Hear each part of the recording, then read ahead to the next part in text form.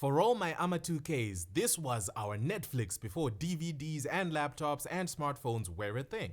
Before mobile internet and Wi-Fi were a thing, movies were watched either on a TV channel or on cassette tape with the help of this big box called a VCR. This one in particular was not just a cassette player but also a cassette recorder, which means you could record live TV with it. I remember recording my first cartoons with it so I could pause them, draw them, and show off my work at school. To take this one apart, I'm going to be using this cordless screwdriver.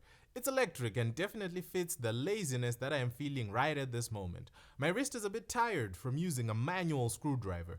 And this one is super simple. You have your box of 12 bits, an extension bit, and on the gun itself you have a switch for the left, right, and off. You have the trigger button and a USB-C port on the base of the handle for charging. No frills.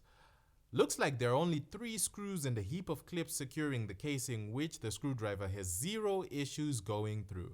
Mind you, this VCR has not been used in over a decade and also has never been opened since it was bought over 20 years ago. It's probably as old as the lunchbox PlayStation 1. So this section here is where your video and audio inputs and outputs are. Inputs would be coming from the TV or directly from the TV antenna for you to be able to record a live TV show. Outputs were going to the TV for when you actually want to play something that is on a video cassette. The front also had an extra pair of AV outputs. This big drum is a brushless motor that moves the magnetic tape of the video cassette. That's what controls the playback speed, fast forward, and rewind. This little guy over here is where all the magic happens. There is a black module and a silver module next to each other. These are the reading head and the writing head. So one of them writes or records video and audio onto the cassette tape from the TV or the TV antenna. The other reads the data on the cassette tape and plays the video and audio output.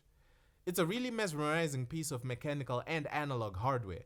The rest is a collection of spools and motors and guide wheels that thread the cassette tape within the VCR.